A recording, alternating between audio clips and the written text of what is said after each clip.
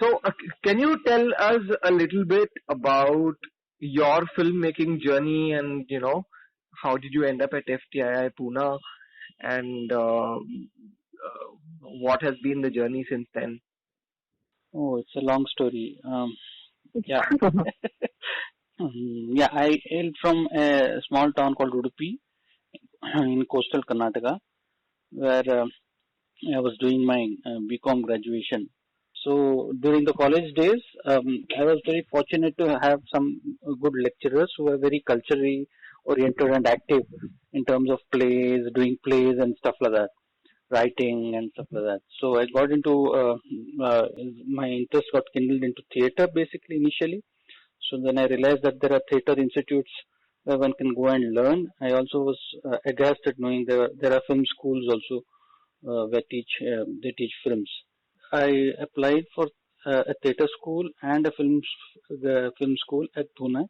I got into the film school and therefore I'm a filmmaker as of now. So 3 years, 1990, I graduated from the Film Institute. The idea was to make feature films, but then the idea was also to be independent at that stage itself. But unfortunately for me, the kind of films that I wanted to make since the 1990, NFDC was funding most of the films that were not mainstream at that point of time. The funding was waning off. So I had to look at other options, which was television. For the first 10 years of my career, I did television, independent, non-fiction television, mainly Surabhi, basically. So then, after 10 years, I realized I had to make a film. I had not made a film as of yet. Unfortunately for me, at that point of time, the digital era was just starting to take off. So I bought a camera, half paid for it with my income from television and half took a loan from a bank and mortgaged the camera to the bank and I started making documentaries. And then since I had a camera, I made this film called Suddha, which was shot in Tulu language in 2004, I think. So yeah, they won the best Indian film at the Ocean Film Festival, Cinefan Festival of Arab and Asian Films in 2006, and that actually opened up things for me in the sense that after that I got an exhibition grant from Hubert Bowles, where I could screen this film around in 100 centers, not in centers, small villages and schools and in the Tulu speaking areas in coastal Karnataka.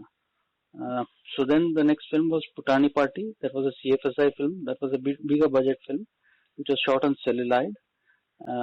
Yeah, even that won an Best Children's Film Award in 2009. So logically, my conclusion was since two of my feature films won awards, a producer for the third would be easily available. But that was not supposed to be. So I was getting impatient and I thought I should make a film myself. So third film was Hale Kangal, which I shot in my own flat here in Bombay, from where I'm speaking to you right now. And then I found that model, low budget model with minimal characters. I found that model workable for me, and to make an interesting script and things like that.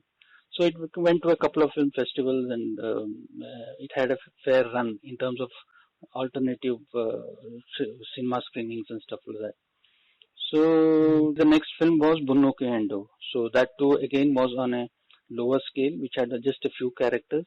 There too, the location was first available, and then I had a script. I backworked the script accordingly, basically, and then we shot it. Right. So you said that you wanted to be independent at that stage itself. I'm assuming that's like around the time that you came out of the Film Institute. Why? In sense that what is appealing about being an independent filmmaker, when there are enough opportunities in Bombay to do other things. For example, I'll tell you what the script that I was carrying around during that point of time, which unfortunately didn't happen, was a story of a file. A person in Bombay catches a train, the file goes missing, and the file goes in search of this person. The whole film is that I narrated it to a very lot of people even government organizations like NFDC and stuff like that. Nobody wanted to do that. These kinds of films, the scripts. I realized later, even in Bunnu, Endo or Hale Kangal, nobody would want to do that. Except you self-produce it. It gives you total freedom to do the kind of things that you want to do. Since 1990, we are almost 30 years into it. The kind of stories that you're talking about then and the kind of stories now, like for example with Bunnu Endo. Do you think anything has changed from that point in time up till now?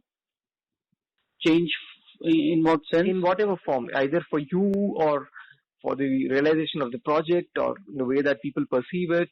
In a sense, it's not changed that any. It has become more and more difficult now, because earlier at least anything new the film festival circuit would have lapped it up. Nowadays anything new, even the film festival circuit is not going to, and that much it has become more. But yeah, of course, the internet is a game changer.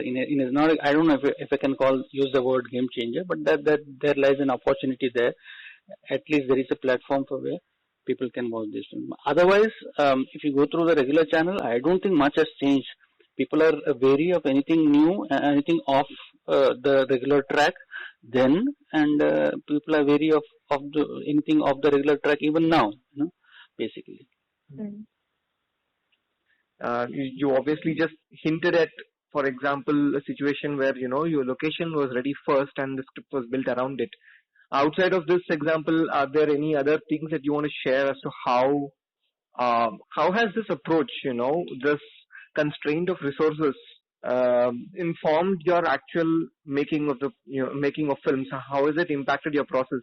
Yeah, see, the first thing, it becomes very clear after my third film or so. It's become very clear that if I'm going to self-produce my own film, then I have to produce it in such a way that even if it doesn't pinch me much or any others, or the people who are involved. So therefore, it was necessary for me to keep the expenses very low, extremely ridiculously low. So I asked for people were willing to work with me. They were asking, people were requesting that they work with me. So I contacted those people who wanted to work with me. That's one thing. So that they could have some sort of a low payment or a deferred payment kind of a thing. That's what I worked, the model that I worked in Suddha. It worked because I got a best film award. The award was so large that, not large, there was a good chunk of amount that I could divide it and give it to the people. I had told them about a deferred payment kind of a situation then. But not every film is lucky in that sense. So I had my own camera, but it's not a high-end camera. I had my own editing setup, and though I had a location. So then I worked on a script. I'm a script writer. So the camera person and the sound recordist wanted to work with me, and the actors wanted to work with me, and so that's how things, goodwill, basically it's goodwill, so that it helps all the people involved. So yeah, you look at what is available to you and then you work it accordingly. So that's how the process has been, basically.